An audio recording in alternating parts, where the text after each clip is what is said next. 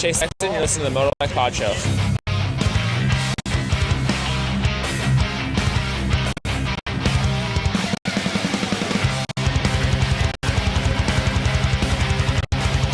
What's up, you guys? Jeremy McGrath here. You are listening to MotoXpod show.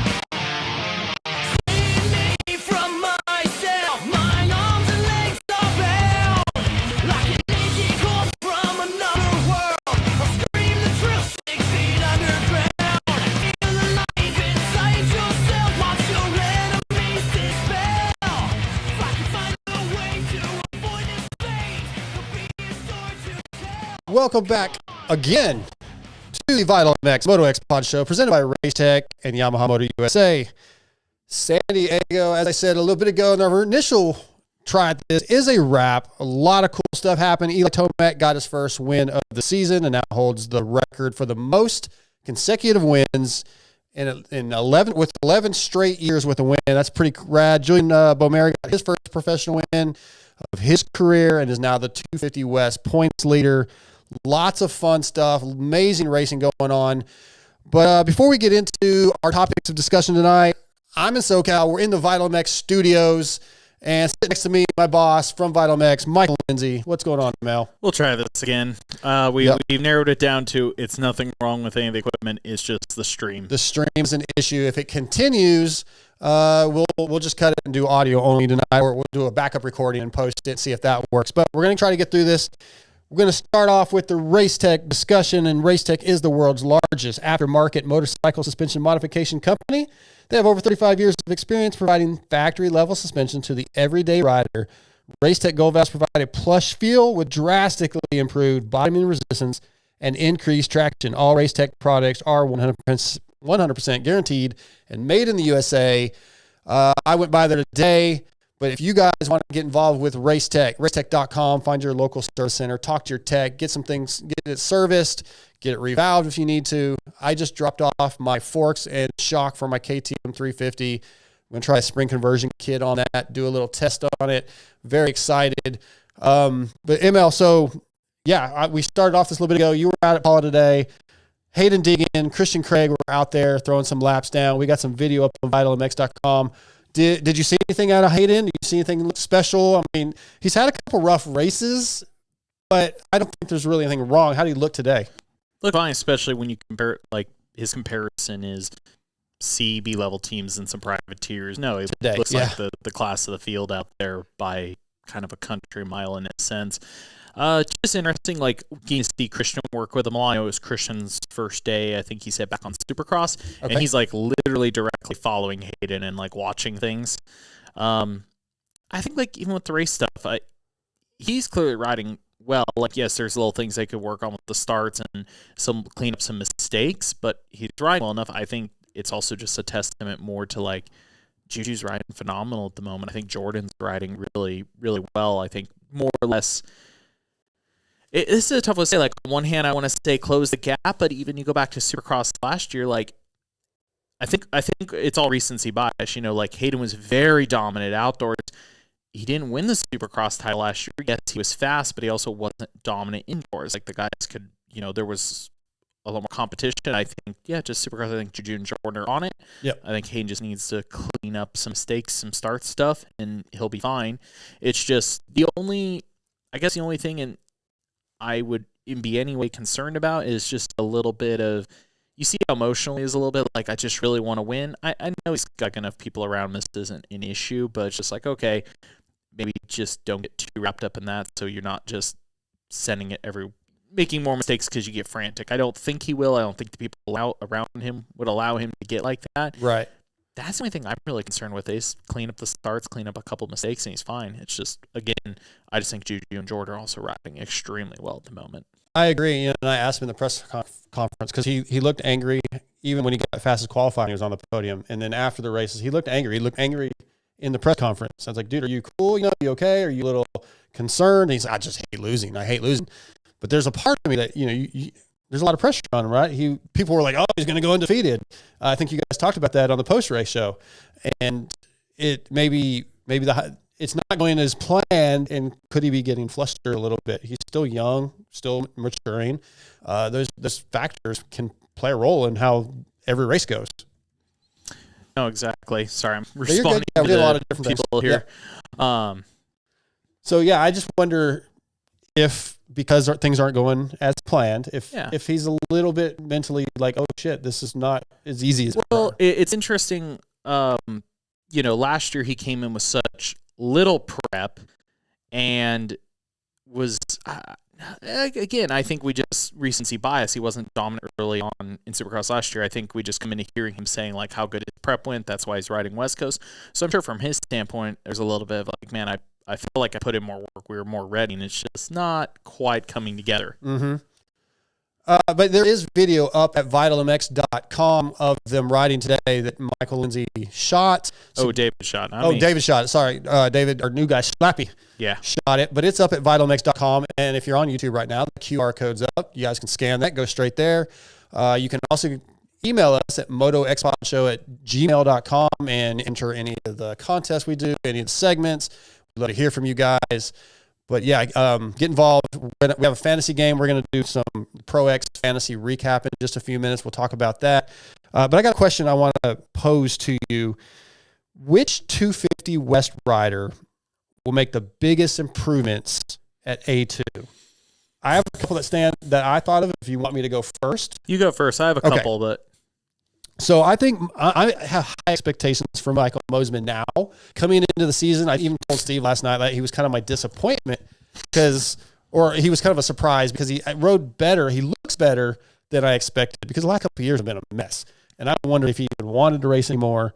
But he looked really fast at times. So I know the skill's still there.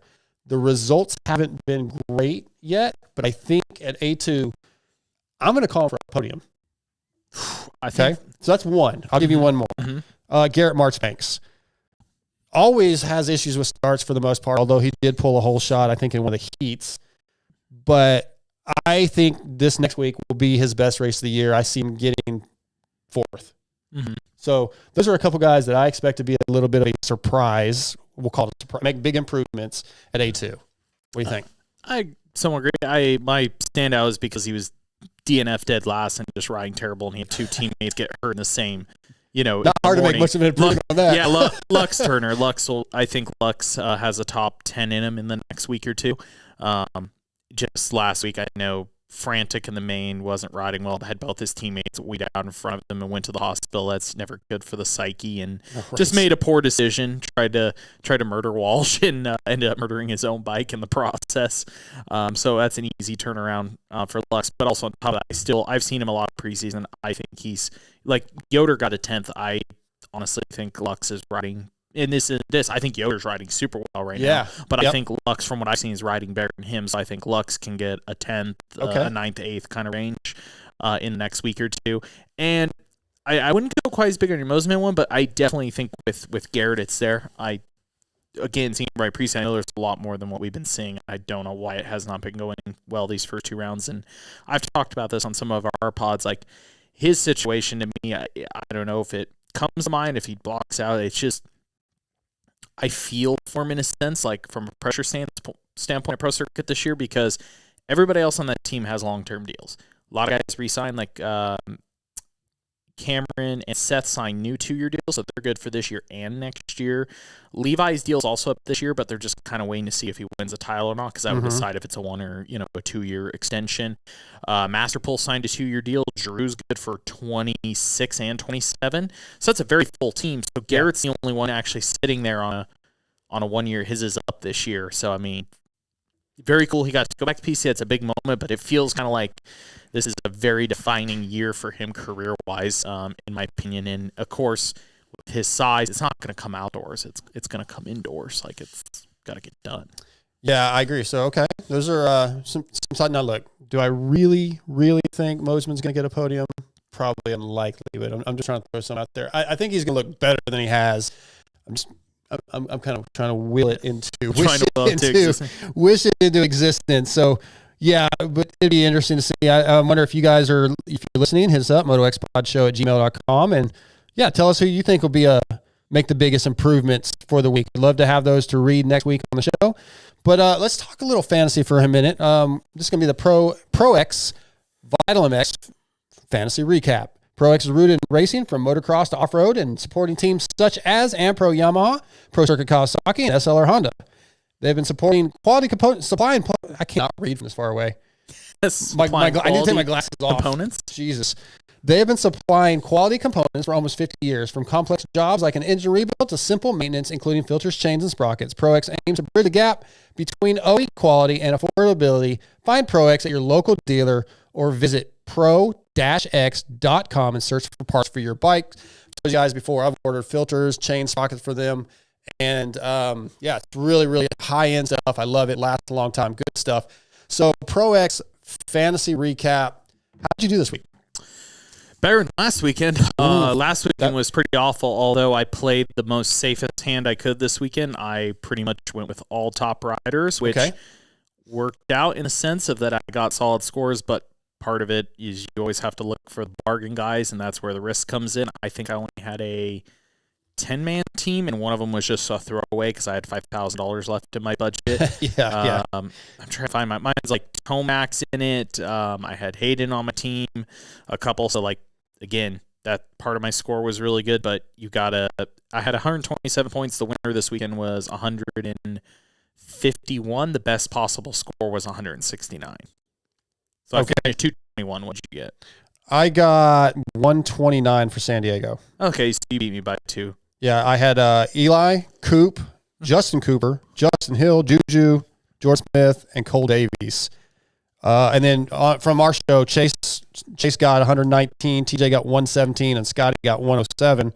But yeah, the guy that won the league, the MotoXpod Show League and the World League, K Shorty 88. I think he's got he's fixing the numbers somehow. All right. Listen to his team, man. I don't know how he afforded this. He had Eli Tomac, Malcolm Stewart, Prado, Dylan Ferrandis, Savachi, Colt, Deegan, Moseman, Cole Thompson, Yoder, and Reynolds. How did he get all those riders? Actually, Kraus 778 won the MotoXpod Show League this weekend. Well, maybe I looked at the wrong You probably list. looked at the maybe totals. I looked at the Kraus won with 146, and he had Tomac, Hill, Ferrandis, which I had Tomac, Ferrandis. He had Savachi, Nichols, Deegan, Beaumer, Davies, Yoder, and Reynolds. I had Reynolds. I missed the Yoder. Would have been a really good pick this weekend. Good one. Davies was a pretty solid pick money-wise. Colt, I threw him only through because he didn't make it last weekend. So Joey as well. Hill wasn't as good of a win as last week. I got him on the first week because I knew he was ripping off season.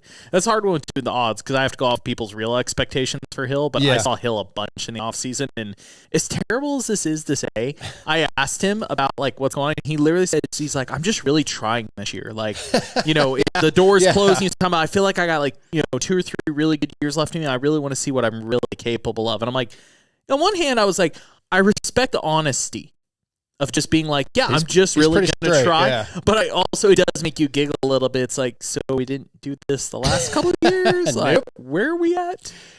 All right, so VitalMX.com, you can sign up for the fantasy game for free. Anything you want to talk about, tell them about fantasy? Really cool is we do a rotating weekly prizes. Last weekend, the grand prize winner was an OGO 900. We tried not to put a focus on season prize this year and more just make really cool weekly prizes. So if you missed out on the first round or second round, who gives a crap? Join us around. We announce prizes every week on Wednesdays. This week, a set of W Edge wheels is going to be the grand prize. Oh, sweet. So, our average weekly price right now is $300 to $800 is the winning prize for the weekend. So we have a range of prizes every weekend, but it changes every week to keep it a little fresh and interesting. So again, if you missed the opening round, doesn't hurt to join now. You're still in the running for really cool shit for the next 29 races. Am I eligible for the Edge wheels? Technically, yes, you are. So we don't have that rule where if you're part of the team, the Vital. The only reason I say you could give it to whoever wins the MotoX Fantasy League if that's the case. The only reason here's the reason. Me winning. I'm about to say that's why I also say employees could win because no offense, none of us are gonna freaking win. The best, I'm the one that does the odds in the game, and the best I did last year was 7th at a round. Yeah, and you're pretty good at the fantasy picks and all that. I've had 2 decent rounds. The guys want to know if there's any more socks for prizes. Sure, man. They're on their way. Okay, so I'm gonna work on getting Coty Schock on the phone in just a minute. He's coming. I didn't even announce our guest. That's how off we are tonight. We're a little strung out. Yeah. Okay. So tonight we have Muck Off FXR Club MX Yamaha's Coty Schock, and then following that will be the Gizmo Mod Rock River Yamaha rider Michael Hicks, who's back to arena cross racing this Saturday night in Guthrie, Oklahoma. They're at the halfway point, starting the second half of the season. So we're going to get Michael Hicks on to talk about winning the last round of AMA Arena Cross and what's coming up. But yeah, I'm going to work on getting Coty on. But what I want to do is ask you this question. So Steve Mathis reported, he found out and talked about a lot last week that Ken Roczen got a factory transmission. Why? Reporting on it, Kenny told all of us that. Well, he's the one that I heard say it first. So that's where I first heard it was from him. So regardless, you should have listened to our own interviews with Ken Roczen from A1 press conference. Good point. Or listen to the press conference because Kenny said it in the press conference. Okay, can I ask my question instead of you making fun of me? Go ahead. Why? I know that Hep Suzuki is not fully a factory team, but they are the most factory Suzuki team in motocross, supercross in America. Why did it take so long? Why was this not something that was much easier and something he's had for a long time? I want to end it's weird because when we say factory entry, even though Hep is technically the factory supported team, they're kind of like their support from Suzuki up until this point has basically been bikes, parts, bonuses, some cash. We don't have exactly a Japanese engineer involved in the team. We don't have that liaison style information. And on their part, I try just that still shows you Suzuki kind of that back step they've taken from supporting motocross. It's really cool because I would say I give a lot of props to the U.S. side of the company. Guys like Chris Wheeler that have been pushing really hard to stay heavily involved in supercross and motocross and have this really strong presence with Hep. They still have to have Japan knows they sign off on all this, but again, just have had that step back and haven't produced works components for these bikes for a few years and haven't put that kind of effort in. So clearly the team has identified hey, this is something we would really, really like to see, we could get for parts or something. Okay. All right. Yeah. Cause it just seems like it made a difference. They knew it was, he had mentioned, I guess, having one previously. And now he has, and we saw what happened last week, and he's been riding real well. But we got our first guest of the night on, so we're going to move on. The first guest of the night is going to be brought to you by Yamaha Motor USA, a reputation for dominance. It doesn't happen overnight. It's built over decades. The YZ story is over 50 years of iconic machines and groundbreaking innovations. Yamaha took the championship-winning bikes and made them even better because the best don't rest. You can check them out at YamahaMotorsports.com, or you can go to your local dealership and check one out on the showroom floor. But tonight, Yamaha Motor USA brings us from the Muck Off FXR Club MX Yamaha team, Coty Schock. What's up, Coty? Another day, ready for another weekend. Another day, grinding. How are you feeling after last weekend, man? I mean, you've been riding well. I know it's not exactly where you want to be yet, but you're getting there. I think that you're peaking in the next couple of weeks. I feel like it's coming. Yeah. For me, I'm definitely taking the positives out of each weekend, so I'm definitely happy with how they've gone. I definitely do feel we are leaving some things out. So once it all gets put together, then I'll end up where I want to be. So, but overall, I mean, team's working, amazing, and the bike is phenomenal. And everything that I could ever dream of, I have. So now it's just trying to put everything together and get to that next step. Okay, so you say put things together, and what's the missing piece? You have everything you say, but what is it that's going to get you to that next step? A little bit of speed, or is it better starts? What's the one thing that you need to improve on? I would say my later moto charge. I'm good in the beginning. It's there, and then it's kind of get into, I'm not going to say funk, but it's just kind of just get lost in a way. And I don't know why, but every year as a rider, you face new challenges, and this is something that's new for me. So just looking to try to bring the intensity towards the later end of the moto. And once I get that figured out, then I'll be good. But for the first 10 minutes, I'm solid. The last like 4 to 5 laps is where I got to be better. And yeah, I mean, there's no sugarcoating it. It's been shown in my lap time, so just got to be better in that area, and we'll be good. I was curious, what's it like this year being basically, I've asked you this in person, but for the viewers on the show, is it different being the elder statesman of the team? Like last year, you were literally the last minute, kind of fill-in position. You had guys like Phil and Marchbanks that had a lot of tenure with the team before. I would say on paper, yes, like Volan is a bigger name, but you are kind of the rock of the team now, the fallback, the person who's been there long. You have gone from being the young rookie-ish kid to now the solid rock of the team. You are the most experienced one there, and now you are looked upon as such. Yeah, I'm definitely now I'm the old guy on the team. There's two ways of looking at it. I could look at it as me being the old guy, or looking at it as one of the young kids that are still trying to learn, and that's how I view it. I definitely have a little bit more experience, I guess you could say.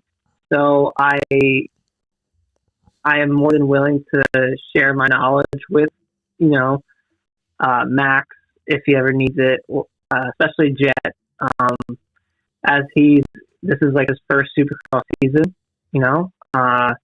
He's gone through little things these past 2 weekends, and he's kind of reached out to me asking for advice. So I'm stoked that I can give that advice to the other guys, because I never really had much guidance growing up. So for me to be that figure in their life, I think it's pretty cool.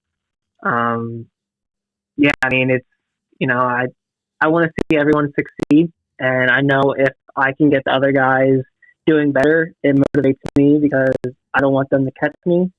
So, everyone's going to be going faster at the end of the day. So I see it all as a positive. How different is the atmosphere, though? Like, I know we all see the funny YouTube clips of Garrett and Phil just bitching at each other. And I do miss Phil's rants every once in a while. And not putting this on as negative. Is it a little more relaxing around the truck? Not having somebody every 5 seconds? I would say yes. I'm with you. I do miss it at times. But now it definitely is. It's a lot more quiet. I mean, we've got our Phil stickers, hanging on like our spin bike. We got his middle finger hanging out at us. So he's always motivation. But no, it's definitely more chill. I would say everyone's a little bit more on the reserve side now, and there's really not much yelling. I do miss it though. I definitely do miss it, because I would just be like a fly on the wall listening to all the BS go on, and I'm just like, dang, like we gotta go moto after this. So I hate to say it, but and not in a bad way, I've spent a little less time at your guys' truck the first 2 rounds. A couple of West rounds, open ones are busy, but I used to get stuck there because I would stop by just to shoot something, and then I would hear Phil going off about something, and then I would just hang around for an extra 10 minutes to just be the fly on the wall. watch it unfold. No, it was definitely good times. But I mean, I will give Phil credit. When he was bitching, it was for a reason. So I will say everything has been really solid this year. So I feel like everyone's on the same page, and we've been good. So there's no issues. Coty, let me ask you this. You talked about building intensity, but you are kind of a chill guy. You're a quiet guy. So you don't strike me as a guy that's going to get super fired up and angry and aggressive. So how do you find that mode or that different personality? I mean, have you had that when you throw the helmet on? Do you change? Because I guess I don't sense that.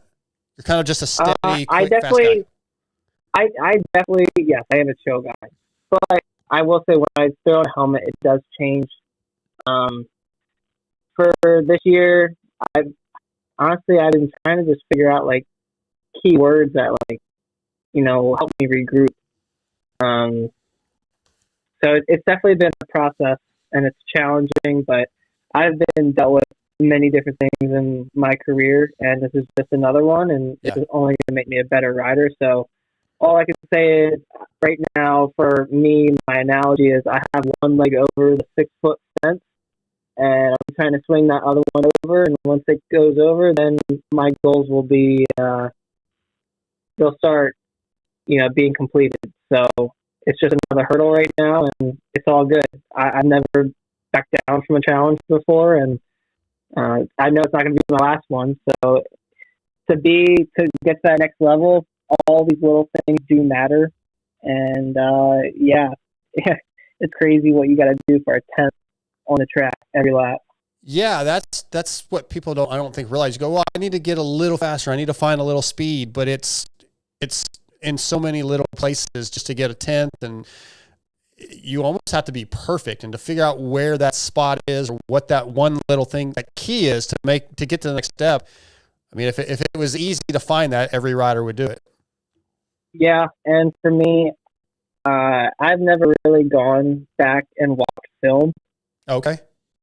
But that last year was the first time I ever watched film myself to be better, and I've definitely been focusing on it way more this season. The past 2 weekends have been crucial. Mm-hmm. We specifically made changes to the bike after A1 for San Diego, and I went from being 19 seconds behind the leader to 16 seconds. So found 3 seconds. It should have been closer to like 10 to 12, but I let those last 3 to 4 laps kind of get away from me. So again, we've got to figure out the end of the race, but once I get that dialed, then yeah, I mean, I can see Club being on top soon. Okay. Well, I'm curious, what I lost my train of thought. I'm watching our video stream have an issue. Yeah, well, it's me. I'm just clicking. Scotty's not here to run OBS, and I'm trying to do my best. No worries. Compared to last year, so last year you get 3rd overall in the championship. Starting off this season, we're 2 rounds in. You're sitting tied 7th in points right now with Cole Davies. Does it feel like that march to 3rd is going to be tougher? Like, where you're at, you're better than you were probably this time last year. But again, that march to 3rd, does it look a little bit just tougher with the players in the field and, with upcoming rounds, or how confident are you about getting to kind of where you were in the points last year? I would say it's not tougher. More specifically because I know where I can be, mm-hmm. and when it does happen, I'll be fine. But I will say, like, last year, the East Field, I mean, you guys saw it firsthand. That first turn, it was like a bomb went off. And I feel like that kind of set the tone for the year. And if you look back to most of the East Coast rounds, there's a first turn crash almost every main event. And mm-hmm. I came out in front of every single one. So for me, I just feel like I need to rely on my consistency and let that play out. And you know what? If I get 5th overall, I get 5th overall. If I get 4th, I get 4th. It is what it is. Obviously, I would love to get another 3rd in championship, or if not better. But to be honest, I'm not even looking that far ahead. I'm just trying to look towards each individual weekend and just try to, check off a few more boxes and just let it play out that way, because I feel like you can get so focused on the big picture that you start missing your little goals each weekend. So yeah, I'm just going to take it one weekend at a time. Coty Schock tonight, brought to you by Yamaha Motor USA. All right, you touched on some changes after A1 before San Diego. Can you give us some specifics? I know I was talking to Ty under your tent the other day, and he said you guys found some pretty significant suspension stuff in the last few weeks that really helped. Was it suspension-wise, or was it something else? I'll be honest, suspension-wise, no. Okay. Just a few clicks, one in, one out. Okay. And I'm not even kidding. Very minimal with suspension. For me, I adjusted my steering. I have gone to a pretty stiff steering within probably the last year and a half. Yeah.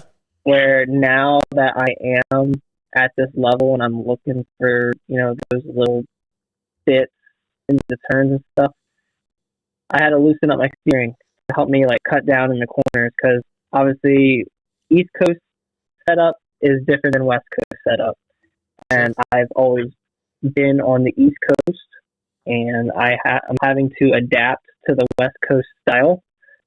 So with that involves change, and it was just a simple steering stem adjustment, and just let it be a little bit more free and let the bike kind of do its thing. And that alone, I qualified 7th in the A practice, and then it was 9th overall going into the night. So there are positives, and I'm just having to get used to that as well. But nothing huge. It's not like we're reinventing the wheel. It's just a little steering stem adjustment, and my corners have gotten much better. I was curious about something. I think I heard Brandon Haas say this in some interview a couple weeks before the season, or maybe it might have even been, I think, one of your guys' own features, one of the YouTube videos for Club. He had mentioned big changes to your guys' training program in general, not just each rider. You've been there a little while now. What has changed at Club? Is it just your guys' riding structure? Was it fitness routines? What's been the biggest change for you guys in terms of your program? It was pretty significant, honestly. So what it ended up being is when J-Mart, Garrett, and Phil were on the team, they all were on different gym schedules, right? Different trainers. They did their own thing. So the Club MX race team there's two sides to it. There's the Club MX race team with those three, right? And then you had the Club MX training facility. Mm-hmm.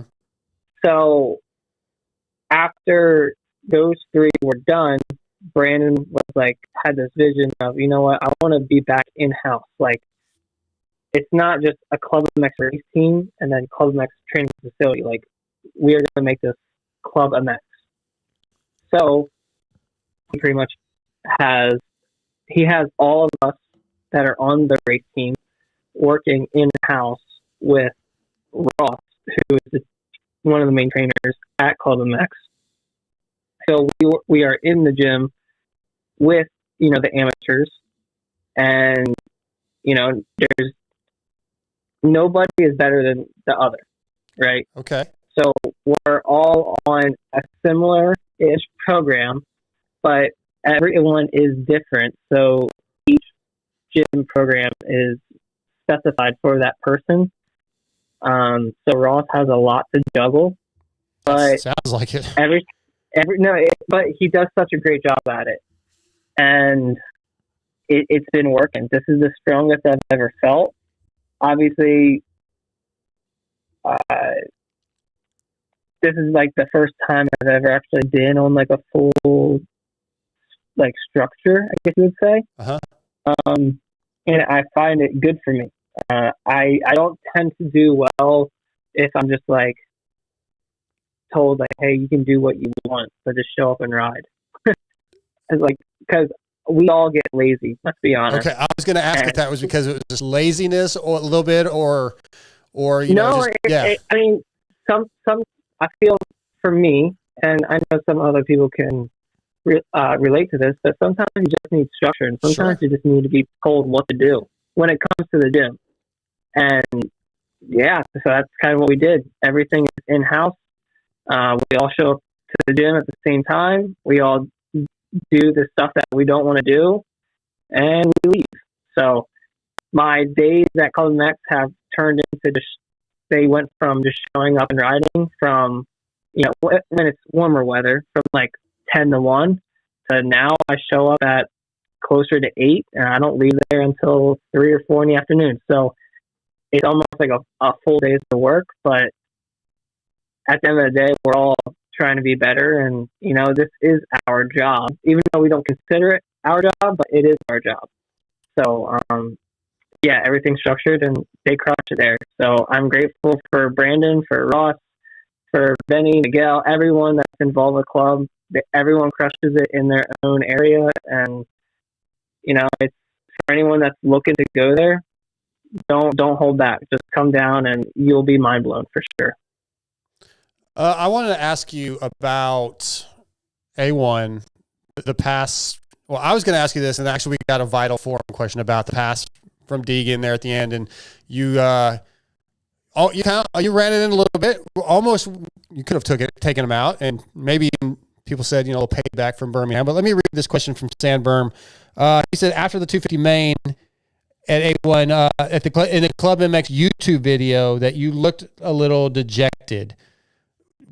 What was your thought process after that moment? Were you just bummed that he got you, or, you know, did you think about, you know, really smashing him a little bit, or what was the whole process? It had nothing to do with Deegan. Oh, okay. All right. That's the thing. Is like, obviously people can portray what they want, but no, that had nothing to do with Deegan. That had all to do with how I let the last 3 laps kind of fumble for him to catch me. So what I was upset about is I put myself in that position. Simply as that. Yeah. That I was originally about 3.5, 4 seconds off of 3rd and 4th. And then I kind of dropped back. So knowing that I was that close, but yet so far. So yeah, that had nothing to do with Deegan. Now, was I, you know, kind of bummed that Deegan got me? Yeah, absolutely. Every racer would be, to get past in the last turn. But I'm more upset about what led to that event. Mm-hmm. You know what I mean? Sure. Yeah. That makes a lot of sense. But I think, he got that double and you didn't. So I know you were talking about leading up to it, but in that last moment, did you just kind of make a mistake and not get the double, or was the line? So we made a little bit of contact in that left-hand turn, right? Okay. And he could have destroyed me if he really wanted to. Which, look, Deegan fans or haters or whatnot, I don't really care. Deegan was racing forward. You got to respect that. And when he gave me the little tap, I kind of cross-rutted and I didn't get the pop over as I wanted, and I was just like, shoot. So I had to go roll on the next one, and then he sent the quad, and I had to go on-off. And yeah, I mean, yes, I was going for the pass, but I want to finish races. I'm not looking to just completely destroy each other for what, retaliation? Like, I have moved on from that. Of course. And, you know, again, when it goes back to Birmingham last year, I should have never let Deegan catch me because I let the last few laps, last lap go. So, again, I was almost more upset that I got cleaned out. I officially broke my collarbone, and that situation could have been avoided. So, for me, it's just I need to be better in certain parts of the races, looking back, so I can avoid any of this type of stuff going on. Yep. Makes perfect sense. Another one for Coty. This came up during one of our post-race, I think, interviews. I asked you about like what you feel like you've improved on the most this offseason, and I think you said something along the lines of like just not reacting to things, whether getting past, whether making a bobble, this or that. Did you feel like in the past you were somebody that was like, again, you would just frantically react like, I have to get this guy back now, or I have to just like hang it out because I made a mistake? Because I remember back when we were together, I always remember Tony would joke about you doing, sometimes you'd make a mistake during a lap, and I felt like you would like really try to make back up the time or something. Like I would see you hypersend a couple sections. Do you feel like you're just like calmer now, or? I would definitely say I'm calmer now, and I guess you'd say more mature. You know, if you do make a mistake, let that mistake only cost you a half a second and not let it fumble down the rest of the lap, and you end up being like 3 seconds off that lap, or completely blowing your brains out. And which I've done that, like I'll go down a set of whoops in the past trying to make up time, and you shouldn't try to do that in the whoops when you're not really fully capable of doing that. But I would always throw in a Hail Mary, and where now it's like, you know what, I'll accept that half second and I will just try to be perfect that next lap and make up for that lost time. So yeah, we've definitely matured.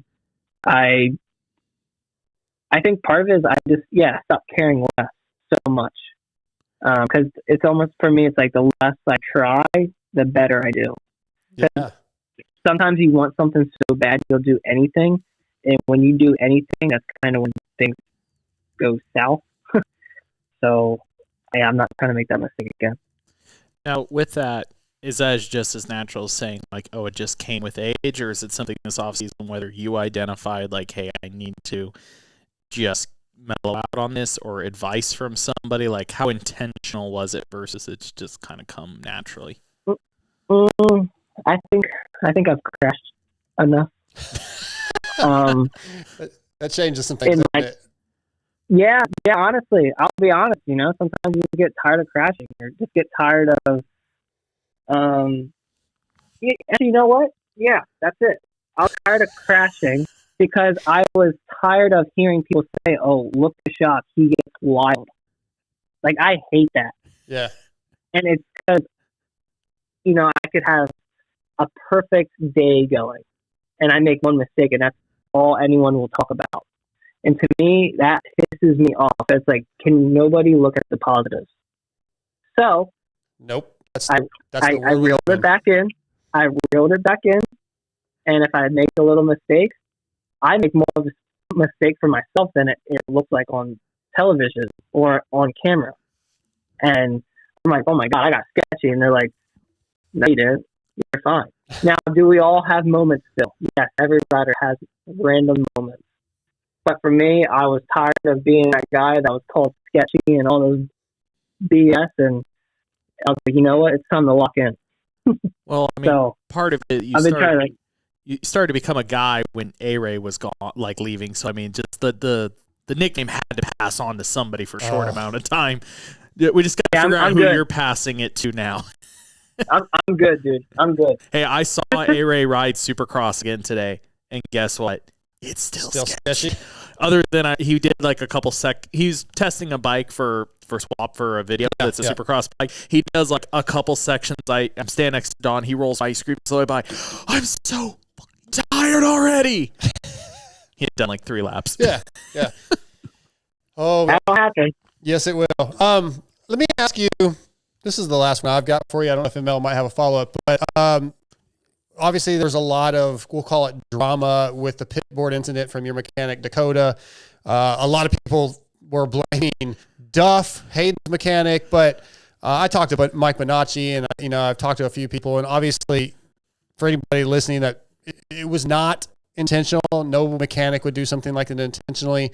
But yeah, just kind of how was Dakota afterwards? How was it handled? I imagine there was a lot of discussions on that. You were on the track, you didn't know what was happening, but just what'd you hear? For me, I was told that somebody was hit by a pitboard. Mm-hmm. And then I heard it was Joe.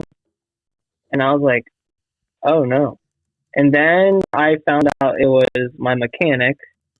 And I'm like, well, definitely not intentional, because Dakota is one of the nicest human beings in the paddock. And everyone loves Joe. So why would somebody think that it would be intentional? And come to find out, it happened when I was behind Joe on a fast lap. Okay. So Dakota was getting ready, and he saw me pop up over, and then here comes Joe, and things happen so fast. And I'm sorry, but where they put the mechanics area in comparison to the track, like, what do you think's going to happen? Yeah. Especially when the mechanics area is that far out. Yeah. And all the riders are hovering next to the tough block of the mechanics area. So it sucks. It really does suck because everyone loves Joe. Joe's a phenomenal rider, and it's just crappy timing. I mean, yes, it's a race incident, I guess you could say, but it's like, how can we avoid it? I don't know. Yeah, the only thing I can think of is maybe move them. I can't say move the mechanics area back because all the riders are going to go close to there still to open up their angle. I just think that as a rider and riders, we should all be aware of, hey, the pit board's hurt, so maybe we shouldn't go so close. That's my take on it. But I'm mind blown. Out of everyone on the track, it had to be Joe. Right. Because everyone's rooting for Joe, let's be honest. Yeah, it sucks. Yeah, we talked about this a little bit, Paul, because I've seen people immediately go, oh, radio communication, but also joking about it. It's like, you as a rider, there are certain things like, okay, take F1, take MotoGP that have radio communication. The lap times still go on a giant pit board they hold out, but the way a road circuit is different because you're not going to listen to your mechanic go, okay, Cody, you are 49.1 seconds this last lap. That is 0.3 better. You're not going to process that while you're trying to go through a set of whoops or No. And I will say, like, I saw Dakota today at club, and we talked about it again, and he still feels terrible. Like, what do we do now? Like, there's nothing that we really can do. So it's kind of just like, we hope that he heals really fast and he goes back to kicking ass. Yeah. That's pretty much what it is. But no, it's not intentional. And the only thing that really gets me going is when any average person in life makes a mistake, right? It's not televised or publicized, really. Yeah. But when it comes to us, it is like breaking news, right? And it's like, dude, like, everyone makes mistakes. Yeah, you guys, any professional athlete, musician, whatever, you're in that spotlight and everything. We're supposed to be perfect the entire time. Like, I'm sorry, but we're human. Yeah, you're expected to be by the fans and maybe the media sometimes. Yeah, and it's not always fair. Like I kind of said last night, I was on Steve's show, and I was like, when those guys throw out the pit board or pull it back, you kind of twist it sideways, and things happen, and it just caught them just right. It wasn't intentional. And yeah, more awareness from both of them, right? Dakota and Joe probably would have helped. No, it's hard to put any blame on him. There is a little bit of blame, but it's just a little bit of a lack of awareness. But it was an accident. It wasn't malicious. It wasn't intentional. And yeah, it's just unfortunate. We gotta let it go. I just hope that people can let it go. Yep. Obviously, Joe will heal, right? And at the end of the day, just everyone move forward, and just at the end of the day, be better. Everyone just be better. That's it. Absolutely. Coach Schock, brought to you by Yamaha Motor USA. Anything else for him, ML? Nope. Cody, man, thank you so much for some of your time tonight. I know it's getting late there on the East Coast, but look forward to seeing you in a few days here at A2, and let's get the job done. Yes, sir. Appreciate your guys' time. And, we'll see you this weekend at A2. Oh, I actually have one more. How was that in and out? Dude, it was phenomenal. Yeah, it was. Come on now. Yeah, it was. I got no shame. Dude, that burger was good. Yeah, it was. All right, Cody. Have a good night, buddy. All right, you too. See ya. Coty Schock, always a good time. We appreciate him jumping on the line with us. All right, so let's move into the X Brand Forum check-in. I'm going to do all this stuff by myself here. Let's go. All right. You go. Yeah, X Brand is your choice for clear vision and a leader in motocross and off-road goggles. X Brand is used by many of the top GNCC riders, supercross, motocross, and arena cross riders, such as Michael Hicks, Freddie Noren, Kyle Chisholm. Visit eksbrand.com or go to your local dealership and, ask for X Brand distributed through WPS. Tonight, the X Brand Forum check-in question is, This could go for a while. This could be a big one. I'm switching over here. Why is everyone afraid of freeze? Posted by. Take my glasses off so I can see. Still can't see it. We'll figure it out in a minute. It's written down on my page. Don't worry about it. We'll get it. Matt 414. Why is everyone afraid of freeze, ML? I don't think they're afraid, but there's something going on. As genuine as I've heard people just say, like, everybody should just clean them out. Most riders are not dirty. Most of them do not want to deal with it. As we also see with dirt bikes, sometimes you try to put people on the ground, you end up on the ground yourself. I think most people just don't want to deal with them. Yeah, it's not worth it. In the terms of why people are afraid of them, what I hear quoted from almost every rider, and I will preface this. I say this every time we talk about Vince. I like Vince as a person. I like talking to him when I see him. He's a nice guy. I don't know what happens when a helmet's on. He tends to cross jump more than anybody else. Like, a lot of guys quote to me, one of the biggest things they deal with him is not even the clean out. A lot of people are afraid at how much he moves in rhythm lanes. Like Eli mentioned this weekend, is a lot of people quote, hey, I start on one side and he starts on the other, and you just never know where he's going to end up. And it gets quoted about him more than anyone else. And I've also heard people in his camp say, why is it only him that gets brought up? Why, Anderson does this, Brain used to do this, people used to. Yes, other people make riding mistakes or ride dirty, but they own it. I think that's the by far the biggest difference is I run into those guys, you approach them on it, they own it, they don't play dumb, they don't be like, well, this or that, or excuses. And there's a difference in how people would respond if you owned it from the dirtiness. But the just general kind of like lack of self-awareness getting in the way thing is, I think, why most people are actually afraid of racing him. It's not, I'm going to get cleaned out by Vince. It's, I don't know where this guy's going to end up, and I don't know if that's going to involve him colliding with me in the middle of a rhythm lane or randomly somewhere. Yeah, and I have this theory that if people, their riders are definitely frustrated with it, right? But they don't want to, like you said, they don't want to necessarily deal with it. Don't know where he's going to end up. It's a little sketchy. But I kind of joked about this last night on Pulp, like of saying, okay, if all the riders, every other rider so frustrated with it would just say, hey, we're all going to get together, and every time we pass Vince, put him on the ground. Like, if you're in front of me and you put him on the ground and it slows you down, I'm going to slow down, let you get back in your spot. Like, we'll screw with him so much that he can't get a lap done. I mean, that's obviously never going to happen. It's just sort of a joke. But you brought up on the post-race show, we were talking off air a little bit about like how F1 handles it, and if there was real repercussions that cost him and the team. That's my biggest thing with the sport is, and everything just comes, oh, it's dirt bikes, it is what it is. It's just a lot of hand slaps.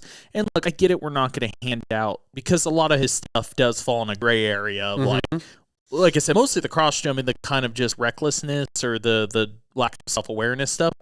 Yeah, you can go, oh, well, the person made a mistake. Like, it's, you know, some of it's non-intentional, but still, you're a professional. You have to be on the ball, basically.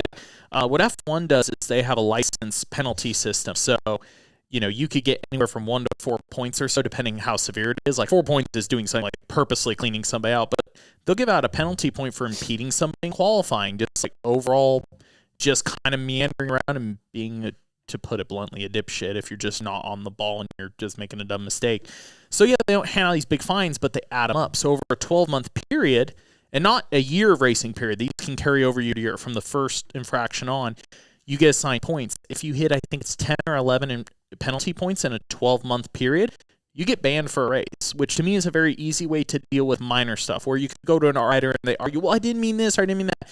Doesn't matter. You make it look and go, you're still just not quite following the rules. You get 1 penalty point for this. So, hey, right now, not a big deal. But if you keep just kind of being a dickity, you're going to end up getting penalized. So a rider like that can't really, just fall back on like, well, they're just minor mistakes or minor mistakes. Eventually, if you just keep kind of messing up, you're going to get a full race ban. And what happens in F1 is you notice when a driver gets really close to capping out, like 7-8 points, they tend not to do anything dumb for a while. Yeah, exactly. They kind of, okay, I am very close here. And like I said, hearing from those drivers, and they've commented on this, sometimes they'll end up with a couple penalty points that are maybe a little BS, or they're like, well, I don't know if I deserve that. But if you get to that point, you're on the cusp, you've probably done at least one or two things in there you definitely deserve. So it's a great way to get around the gray area of fighting, like, oh, does this person deserve this exact penalty or this financial penalty or docking because they did something? If they're just overall not on the Sorry, Lewis. I'm 12 years old too. Made my day. That's my opinion on how I think so much BL just gets you away from where, again, they can just look. You can sit here and say that you didn't mean it. It's overall on you. It's your responsibility as a professional athlete on the track. Here's the penalty point. So our next guest is going to be coming up in a few minutes. Michael Hicks is going to be racing Vince for a title. Perfect man to ask. So we'll ask him about that. But legitimately, and then I don't know when Vince is going to retire and step away from sport, but do you ever, in the time he's going to be here, do you really see anything being done properly to take care of this situation? I don't know. I was going to check in with the AMA. I've tried calling one of the guys this week, no answer, but I know they spoke to him after this last race again. So when we get to A2 on Friday, I'm going to go ask, like, okay, what is the direction here? Like, what's been warned, this, that. No, as his career winds down, as they're starting to do more arena cross and WSX, and I doubt, I don't know how much longer MCR is going to do traditional supercross. I don't know if he'll be around much longer for long-term for anything to ever finally happen career-wise, but I would finally love for the sport to take an example, again, of this and just be better at officiating. We've been improving, don't get me wrong. I'm not sitting here just full bash fest on AMA and rule maker and stuff, but it's always just been a thing with our sport. We could be better. Everybody can be better. I can be better. You can be better at your job. They can be better at their job. Easy. Riders can be better at their job. We're not all perfect. No. Except for Lewis. Okay. Yeah. Hey, there was a whole thing in the chat about deporting Lewis, and somebody said they're his hero and don't deport him. No negativity to our guy Lewis. None. Get rid of it. Our next guest is on the line, and he's going to be brought to you tonight by Guts Racing. Andy Gregg and the Guts Racing crew continue to provide the best seats and foam available. If you want the same seats used by Rockstar Husky, Hep Suzuki, and many more, then you need Guts Racing. They have numerous color possibilities, staple or Velcro installation options, wing seats, and the best foam in the business with the Phantom Ultralight seat foam. Don't forget, they have complete seats for the Talari and the Super 73 and covers for the Sur-Ron and Segway, and they strive to ship orders within 36 hours. So visit gutsracing.com and let them know the MotoXpod show sent you. Tonight, Guts Racing brings us from the Gizmo Mods Rock River Yamaha team, Mr. Michael Hicks. What's up, Michael? Hey, how's it going? It's going good, man. Glad to have you on. We tried to do this a few weeks ago, and you were headed to Germany. I want to talk about that in a minute.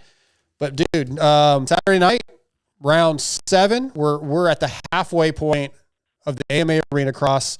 You're second in points. Need to make up 16 points, bro, and there's only one way to do it. Tell me what that way is. Yeah, good starts and just do main events like we did on that last photo at the last race. So, just that. Yeah, you've been riding really well. And earlier in the Arena Cross series, my guys and I were talking, and it's going to take consistency. And unfortunately, the only guy that's really been consistent is Vince. You've been pretty consistent, but like Austin Politelli had one bad moto or race.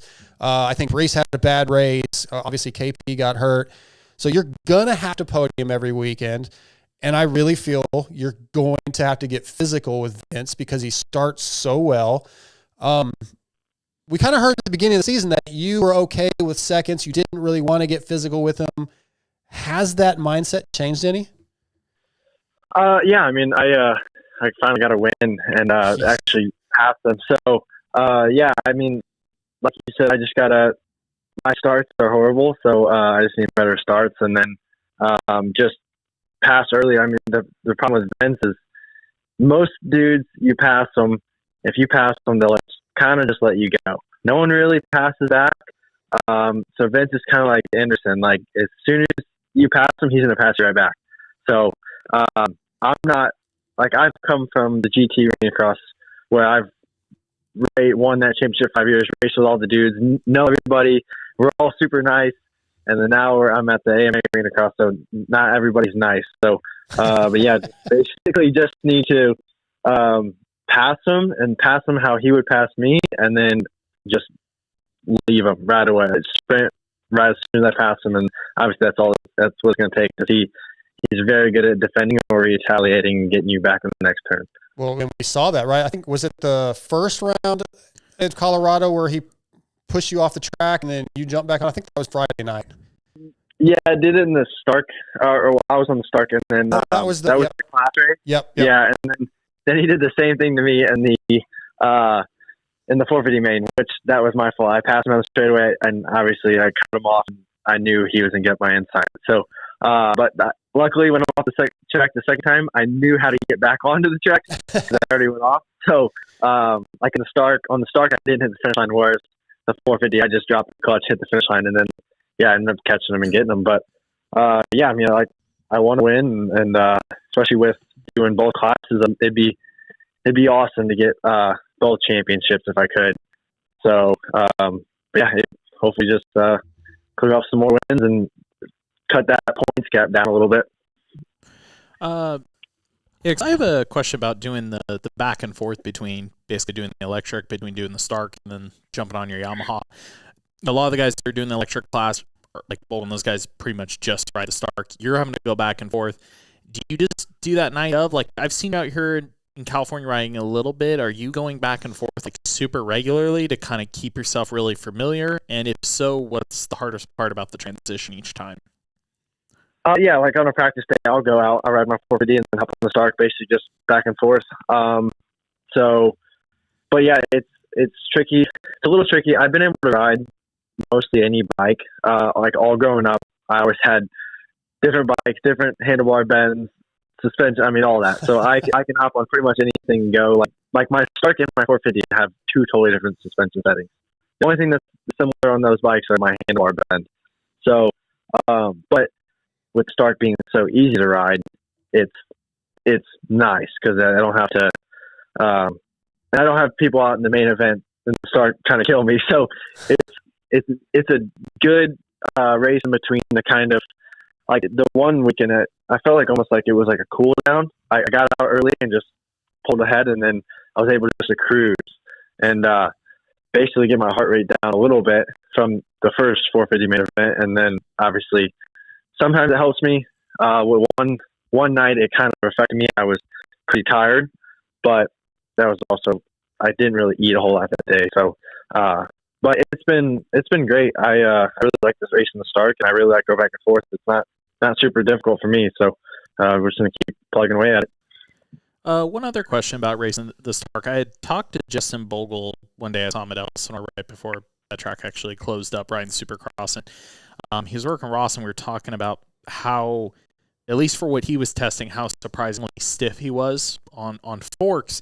And his comment was he was surprised when he raced it on whoops, how he kind of commented like feeling like the bike hung up more on whoops than he expected. And I was sitting down trying to think about it, and it kind of circled back to something I was listening to Chad read. This is kind of like a little theory I've been running with is, okay, the Stark has very little like engine inertia. And a lot of people think like low inertia is really good, and it is in certain situations because it makes, bike feel lighter, better free roll in the corner, etc. But Reed's always talked about, and some guys have about like old school 4-strokes go through whoops like so good. And I was thinking, is there something to though inertia helps carry a bike over whoops? Like, so basically somebody that's done both back to back day. Can you help me with my theory here? How different is it whoops on the Stark versus the YZ450? Yeah, I think that for sure, and then just the power. Like on a 450, I'm so used to being on the back of the bike, just blitzing them, leaning back. You can't really do that on the Stark. You kind of have to get over the handlebars a little bit more and get the bike kind of, I don't know, you'd say settled, but it's pretty difficult. Like if the whoops are small, obviously it's easy, but when they get big, that's when the whoops get hard. But on the other hand, the Stark is really good to jump through the whoops, whereas like a 450 with a clutch is kind of hard. Mm-hmm. So it's definitely, when you hit a set of whoops on the Stark, there's also the entry speed. So let's say a 450, you come out of the turn, you're just going to drop the clutch, and you kind of can use the clutch to get into the whoops started. The Stark, it's going to stall out a little bit. So you have to come in basically almost double the speed that you would on a 450, which is scary to just blindside into a set of whoops. So that's how you have to do it. and but that's why most of the time I pick to jump through the whoops on the start because it's just so easy to jump through them. I never thought about the middle body positioning as well. That kind of reminds me, like a lot of people always commented on James's forks being so stiff for Supercross and whoops. But James also rode very centered over the front in whoops, and just flat out, if you have that much pressure over the front end, you would need it to be a decent amount stiffer too. Yeah. You mentioned a little while ago that you've been racing the last couple of years, the GT Arena Cross Series. What was the decision to come race the AMA one? Was it because you had both classes? Was it? I'm sure there's a little more money in it, but what made that decision for you? Yeah, I kind of wanted to, just because I've been racing the GT series for 7 years now. I won it 5 years in a row, so I wanted to get away from it. I wanted to do kicker, and at the time, I did not live in California, so that was always a struggle to do. Everyone always asked me why I didn't do the AMA series. Like at St. Louis, doing the GT, I would do that the whole season. I would drive a total of 5,000 miles. If I were to do AMA, it was 25,000 miles. So that was the reason we never did it. And financially, it's just a struggle. And my dad helps me out a lot. And, him trying to get off work, he's losing money, and it was a struggle. So, especially last year, the AMA series were only Friday nights. Right. So that means we had to get Thursday, and it would have been tough. So, this year I moved to California last February, and then I was pretty much like, oh yeah, I'll do. I was going to do the TriStar Arena Cross Series. I was supposed to do that because they had like a pit bike championship that pays, I think it was $10,000, and I just built a pit bike that was real fast. So, and then they had better pay for money, and I was just gonna fly to the races and have my dad take my bikes from St. Louis because we have a box van, he could just drive it. But pretty much the start class, I think 3 weeks before the first race, they finally allowed it. I kind of got a little bit of word about it. It was a possibility, and then they were still working on it. So then with the start class coming in, it was a guarantee. Okay, I'm doing the AMA, especially because it's mostly West Coast. So being out here, I've drove to all the races so far. The only one I'm going to fly in for Oklahoma and Daytona. Obviously, it's real far. So, and then the whole deal with them transporting the bikes and the crates is amazing. So, but yeah, it's a little far, like 13. I think it was 16 hours to Colorado. But I'm making more money and getting a lot more coverage and publicity. So that's my goal, and that's I just want to keep obviously growing my name and make some good money and as I'm getting older. So that's really what it comes down to, right? And let's be honest, the AMA Arena Cross Series is the premier Arena Cross Series right now. It's got the most talent. Not that the other guys aren't talented, but when you have MCR bringing their guys in, and and yourself and Wageman and Kyle Peters, there's a lot of talent. So. And you're proving yourself to be one of the best arena cross riders in the business. Did you consider, or are you going to do any Supercross rounds? Yeah, so I actually am getting on a new team. So I'll be on EBR Yamaha. And then so I actually just kind of figured that out the last couple of days. Okay. So I'm going to be I was going to focus on arena cross, and with arena cross going good, I was like, maybe I'll pick and choose some Supercross. Well, then they offered me a decent deal, or a good deal, and so I'll be racing 250 East. The only one I won't be able to do is round one because I have to do Prescott Arena Cross. So my main focus is to obviously focus on Arena Cross. I'll do Detroit for the 250 East, and then the next one will be Daytona. So I only have one other race in between the Arena Cross Series that I'll be doing. So, 250 East is what I'm going to do, and maybe some 450 for maybe Arlington and then Denver if it's possible. So we'll see. You're just a racer, bro. Yeah. Any race day I can, I'll go race it. If there's a fair race somewhere here tomorrow, I'll go race that too. I dig it. So are you EBR for the Arena Cross stuff now, or is that still Rock River, or is Arena Cross on your own? Yeah, so we're gonna go ahead and switch over for Arena Cross, and so do all that. That'll be this weekend. So I'll have new graphics and all that. All right. You good, man? Yeah. All right. Michael Hicks tonight, brought to you by Guts Racing. Well, let's talk about Germany, man. When I tried to get you on a couple of weeks, you're like, yeah. And then oh crap, I'm getting on a plane, heading to Germany, So, and then you had some good results over at Dartmouth, Germany Supercross. I think night one you won and had some good results. Maybe fell in one of the motos, and the third race was a Triple Crown, and yeah, you crashed in the whoops, but seems like a good experience, good time. Yeah, it was awesome. This is my second time going over the race. So the first time I went, I did Stuttgart 2 years ago, and then so now I did Dortmund. So yeah, it was awesome. Like you said, I won the first night, and I did not expect it because when I went to Stuttgart 2 years ago, I rode Husqvarna 450, and it was like the beginning of Arena Cross. Hadn't even rode really. I kind of hurt my knee, so I hadn't rode up until that race, and I ended up, I think, 11th and 12th or something in the main event that night.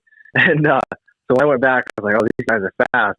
Well, I got I got second place start, and then just gotten first like 3 corners in, and then I think I ended up pulling a 9-second lead on Aranda. So I know he had some arm pump. But yeah, it was awesome. Yeah, night 2, I don't think I got a really bad start, and I came from almost last to 4th. And yeah, the last day, Triple Crown, decent first moto. I was leading, and I got tired. And then Dupre and Aranda passed me in the second to last lap. And then race 2 was not so good. And then yeah, race 3, I ended up crashing. So still ended up second overall in the whole weekend. Yeah. So which is you make a lot of money doing that. So I only really lost money from the last day doing bad overall the last day, but I was still super stoked to get second overall.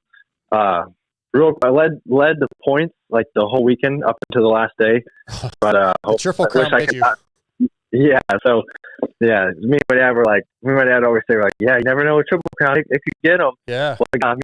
So that's funny, but I'm glad you were successful though and make some money, because I mean, a privateer like yourself, you're not making million. You don't have $1 million contract, dude. So you got to chase that money, and yeah, that's pretty cool, man. I'm happy for you. I got a Vital MX forum question for you from Beagle is the guy's name, and going back to the start, he just wants to kind of know what it's like riding without the engine noise, and then I want to add in then racing bikes.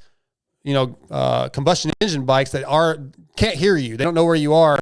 There's a little bit of sketchiness there, a little bit of concern. That's why they're kind of trying this out to see how it goes.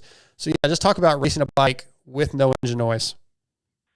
So it is quiet, obviously, but you still hear the bike. You still hear the chain. You kind of can hear the motor, the wind of the motor. So it's not completely silent. Racing it though, with other starts, for me, Arena Cross, I'm always looking around. So I know where everybody is. Doesn't matter if I'm on a completely silent bike or a gas bike. I know where everybody is. So I know a lot of people don't look around. You grow up, parents tell you don't look around, don't turn around. But for Arena Cross, you have to. You got to know who is around you and all that. But yeah, racing the gas bike class, the Clash class, it's kind of a cheat because they can't hear me. Because I always race start, so they can't hear me. So, but yeah, it is sketchy. I mean, if I go ride at Fox and I decide to go ride the vet track or something, I'll be ripping. I'll have to remember, oh, hey, they can't hear me. Because sometimes just an older guy goes from the outside to the inside last second and almost gets you. I rode actually Paris the other night, and it almost got me. And some kid cut over last second. I rode the front wheel for about 3-4 feet, but. Yeah, it's just, and if you're on a start on a local track, you just got to be aware. I know a lot of people don't like, obviously, no sound. Obviously, there's a lot of people that don't like it.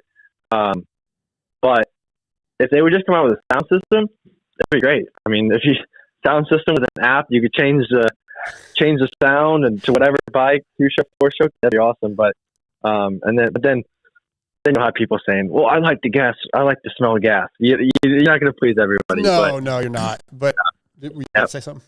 I would love for mine to sound like a V12 race car. I'll just be different. Yeah. F1 car.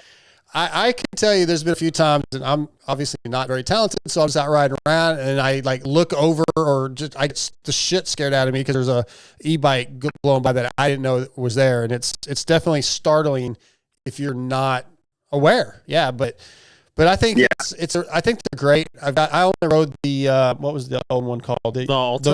The Alta. I rode the Alta, and that was a lot of fun. My buddy made a homemade one out of a CR and some kit. And I definitely think they have a place. They're fun to ride, especially if you're in a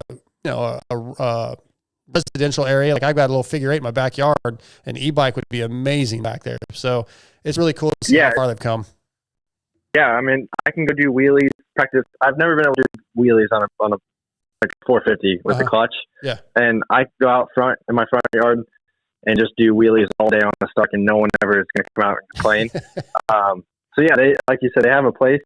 I mean, dudes in Europe have been racing them; they've been winning on them, and but yeah, I'm all for it. I have it. My first one was an Alta. I still have it, and then now I have a Star too. So, but yeah, I'm all for electric.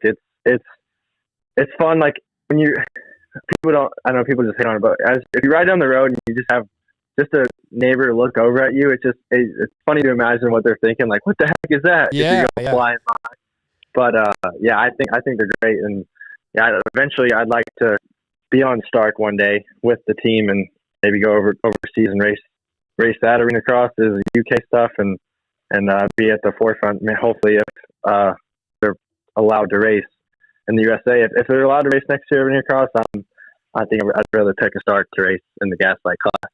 Nice. Well, hey, Michael Hicks, thank you for giving us some time tonight. Good luck in Guthrie this weekend.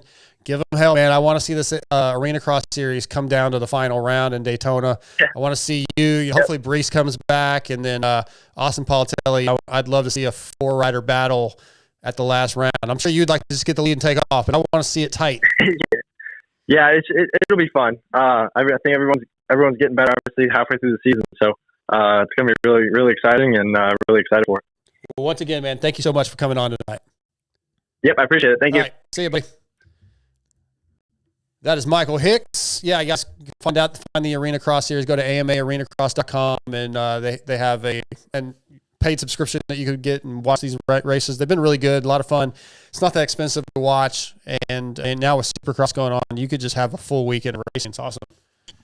I really do. I'm hoping more and more, like how they did this year, is they ran, of course, some races before our series started. I know it's tough for them to do a full championship before U.S. Supercross starts. So I think if they keep like nudging that way, if they got a little more than half their series done preseason, like once you, of course, the best option is to go racing when you don't have competitors in terms of TV coverage.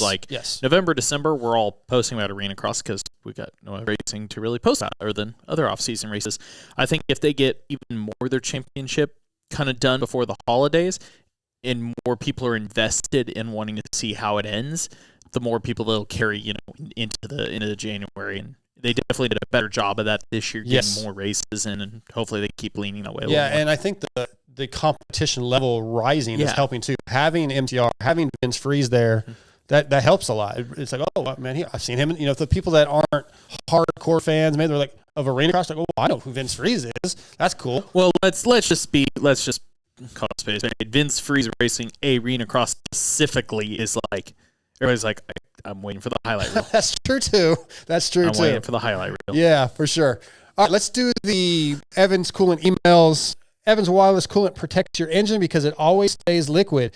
Steam inside the engine creates hot spots and detonation, but with Evans, the metal is always liquid cooled. Used by HRC Honda, Factory Beta USA, and Pro Factory Yamaha, and many other teams.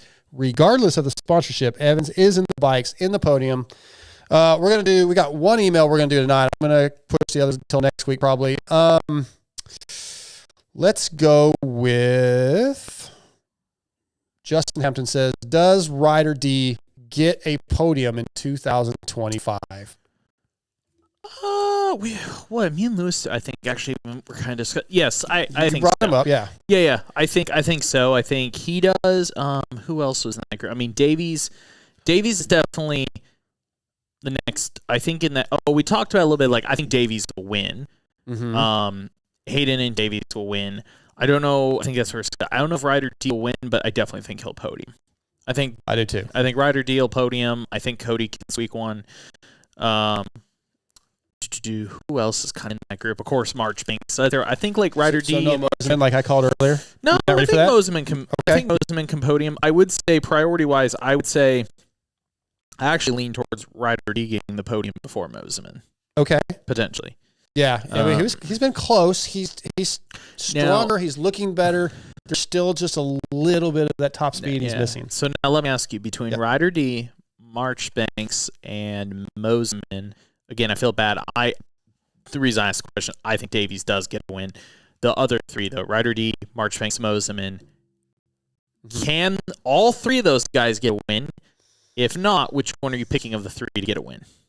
I'm going to say no. All three cannot get a win. Well, can, but won't. Yeah. I'm going to go Marchbanks. You're going to go Marchbanks. If Marchbanks can get the start, which he got a whole shot in one of the heat races, he can do it. I do think he's fast enough to race with those guys. So I'll go Marchbanks. Okay. I'm not saying he's going to do it, but of those guys, I'd say he'd be the one I'd go with. Mm-hmm. You agree? Or I agree. Like you're okay with that? You can yeah, I think he's most likely of the three to win. Okay. All right. We're just going to do the one email. Well, there's another one about, they were asking about training at our age, like what our go-to is. Are you any training, ML? No, I need to cycling. I just love cycling. I haven't much in the last couple years. So either or, I love even just popping in a pod and road cycling. Yeah. I just also like the fact that kind of what Coty said about like just needing to be told to. I don't actually like going to the gym that much without going with some friends and having like, I'm definitely somebody that feeds off stupid challenges. Like even if I can't do something, somebody tells you try this, I just am dumb like that. So I like going to the gym with friends. Just going to the gym, I would rather go just sit on a road bike out on some side road and just pedal along and enjoy being outside and cruising. And I have a lot easier time doing that and pushing myself than being in the gym pushing myself. That's for sure. Let me ask you this, because last year you were starting to train a little bit, you were losing a little bit of weight because you had a goal going to Loretta's, and then things happened, it didn't work out. Trials bikes, wrist. Yeah, I talked to somebody, I don't remember if it was Friday or Saturday at San Diego, that said they had talked to you, and it might have been Wes Williams, but it was like somebody said, hey, I'm thinking about racing Loretta's, and they were like, he said that to you, and you were like, oh, if you're going, I want to go. So are you possibly back in for Loretta's? I want to. Who the heck? I can't remember who it was, but me and Stevie, I feel like it was a media guy. Somebody else in media did ask me. Yeah, somebody in media. Was it Wes? Because I talked to Wes about something else. But Wes. Somebody in media said they want to go, and I still want to go this year. I'm just trying to figure out schedules. Like I have the qualifiers listed down for our region. I definitely want to go. Are you going to try to qualify? Yes. I'm planning on. Ours is at Underground, I think, is the one that I'll go to. And then there's one, like the regional. Yeah, the regional is at Underground. I'm really bad there. The area, there's one at Swan right down the road from me, and there's one at DeSoto in Louisiana. So I'm definitely going to make my attempt. Do you have a dual area that takes you to two regions? No, I need to look at the schedule to see for sure. I have a dual area at GH, which allows me to race the Southwest or the Central one, I believe. Okay. There's also dual that can make me do the Northwest, but I am not driving all the way to Washougal for a regional. It's not worth it for me. But you may be. I want to do it. Yeah. Okay. I've been saying that it's got to get done.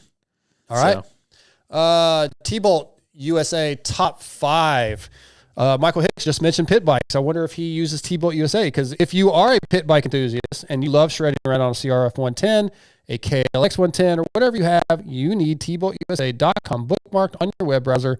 T-Bolt USA is a pit bike supply site that has everything you need for your pit bike.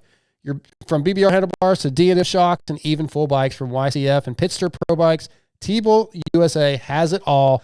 They even have stuff for those Chinese bikes that you probably bought your grandkid for Christmas because it was $500 and now you can't keep it running because there's no parts. Well, T-Bolt USA has them. Visit TBoltUSA.com. This TBoltUSA.com was submitted by a guy named Anthony, and he's like, hey, I know you're a metal music guy. We've done some of these before, but since I'm in studio with ML, who is a music guy, he wanted to know our top 5 favorite concerts of all time. Do you have a list? And Vince Pell from T-Bolt USA sent his, so I can try to pull that up. But do you have one off the top of your head, or you want me to go? Or I hate to say this. I've not been to 5 legit concerts. Really? Yes. Okay. I know you've been I've to been one to or a two. handful of shows. Honestly, probably what sucked, like even a friend that went with me told me that this was going to screw me up a little bit. I went to my first like legit went to a concert, didn't just like a music act, because I've seen music acts at like Supercrosses and different events I've been at, but like legitimately went to, it was called Self-Help Fest. It was put on by Data Remembered It for a couple years, and it was all like punk rock, metalcore bands. I went there in mid-2010s. At the time they were sponsored by Rockstar, I got to get a stage pass, got to stand on the side of stage while they were playing, and their live performance was phenomenal. Their main singer, Jeremy, loves to go out like a big inflatable ball and walk around on top of the crowd while performing. Oh, yeah. I've seen, they're great live performance. Nice, man, just a lot of really good. So I was there for hours with VIP passes, just wandering around. It was great. Other than I did laugh. The first experience I had, we get into this first stage that was kind of more in like a hangar. And my friends were like, hey, because there was a mosh pit going on, like a circle one in the center.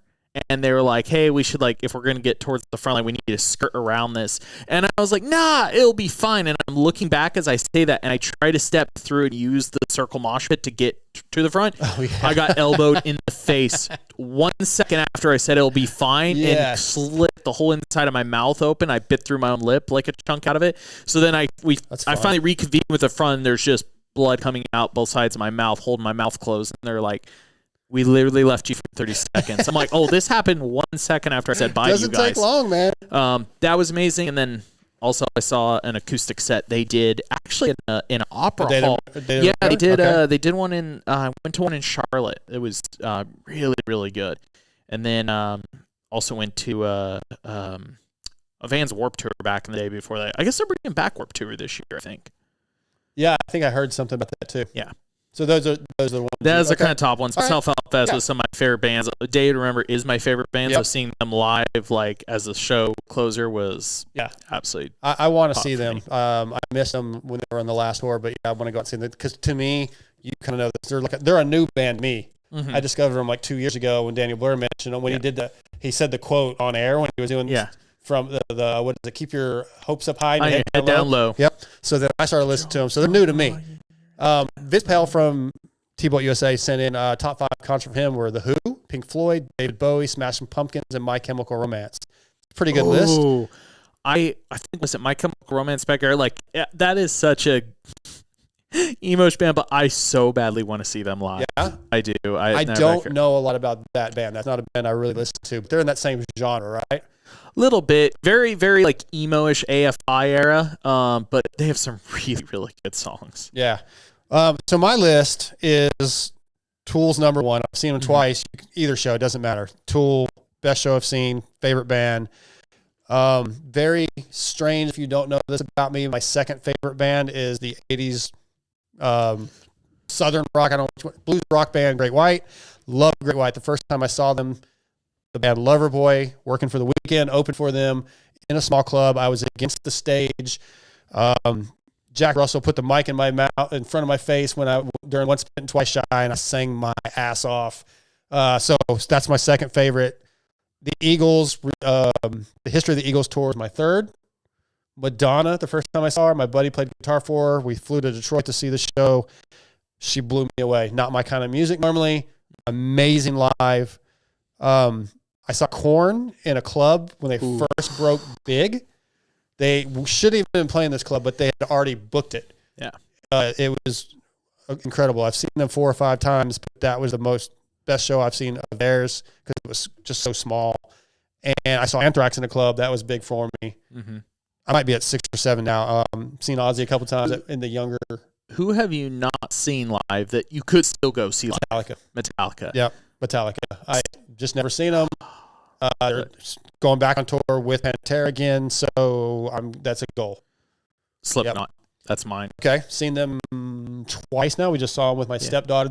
That's honestly, I almost picked a couple of these more recent shows that I've gone to because I saw Korn this year, or last year, 24. I saw Korn, Slipknot, Foo Fighters, and I don't love the Foo Fighters, but I'm getting to go with my 15-year-old stepdaughter who is obsessed with this kind of music now. getting to meet some of the bands. She got to meet Ray, the drummer from Korn. We met Head, the guitar player from Korn. That is sort of making it almost my favorite shows, not for the shows, but seeing her reaction. Yeah. I didn't get to do that as a kid. My parents didn't really listen to music. I wasn't even allowed to go to a concert until I turned 18. Bon Jovi was my first concert. So I didn't put those on the list because they weren't my favorite shows, but maybe some of my favorite experiences. Here's a fun one. Somebody in our comment section just said they saw Korn back when they were still called Aversion. Oh, wow. Okay, yeah, Bakersfield band, so that's pretty cool. Yeah, that's rad. Good for them.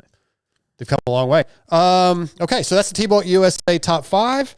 Barnett Clutches, pick one is up next. We're closing out the show here in just a few minutes. I hope the sound got better, but I think it's still a bit of a struggle. I saw people say it was better for a little while and then went back away. And again, we say if you guys want to listen to the show, the audio file's clean. It'll be on the podcast platform.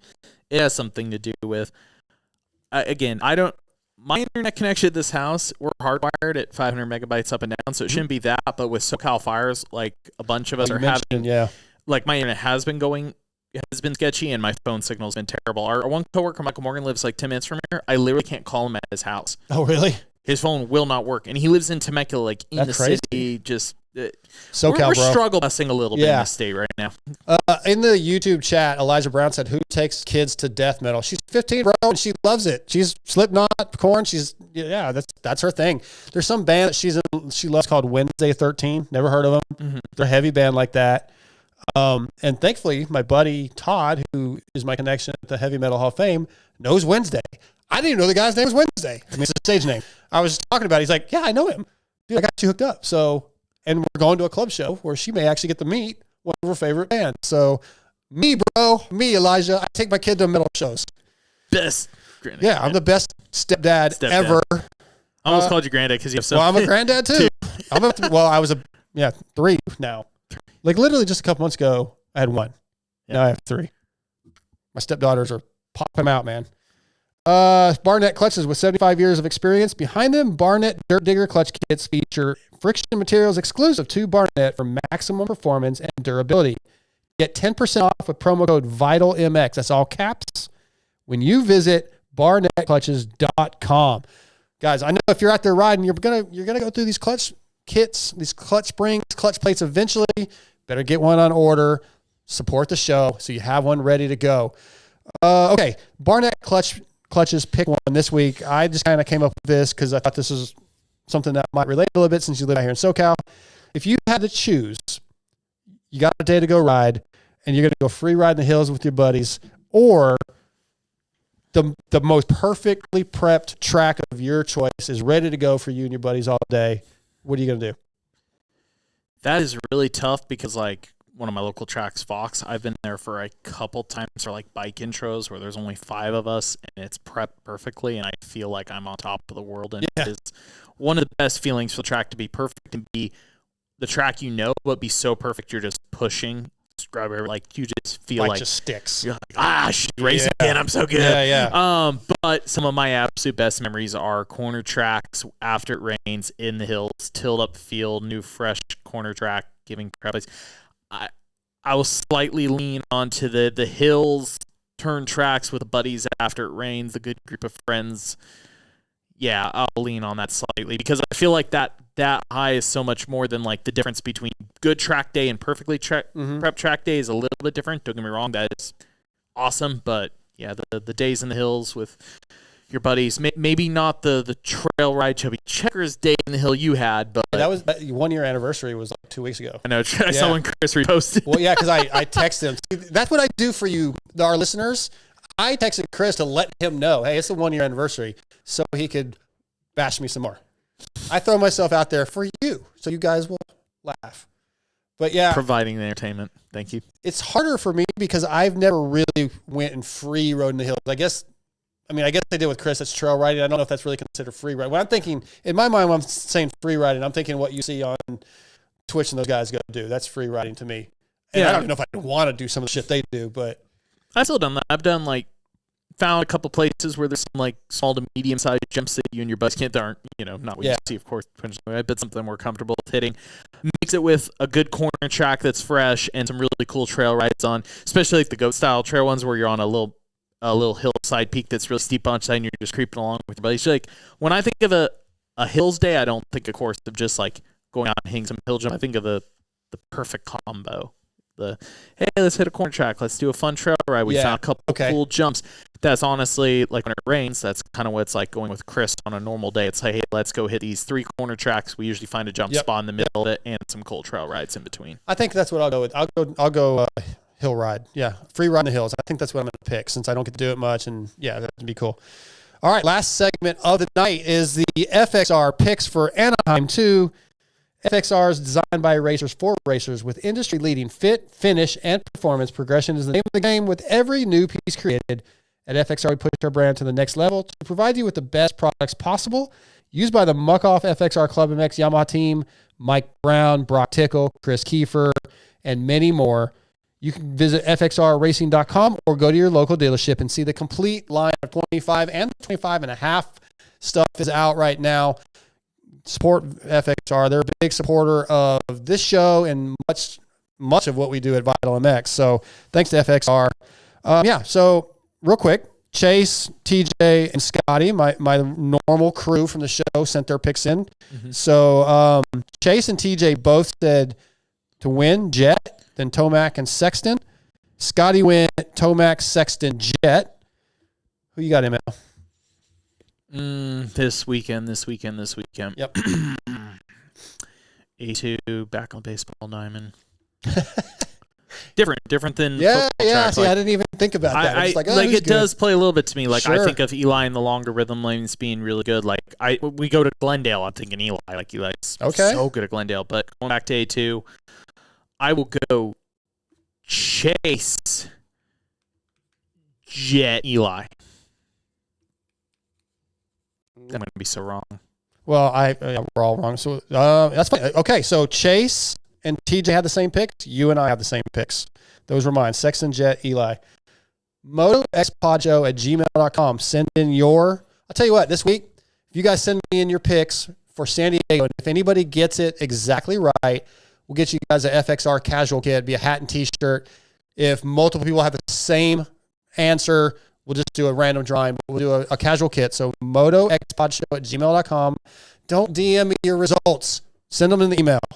Also, go to vitalmx.com. Get signed up for our fantasy game. Sign up or click on join the MotoXpod League. We can talk some trash.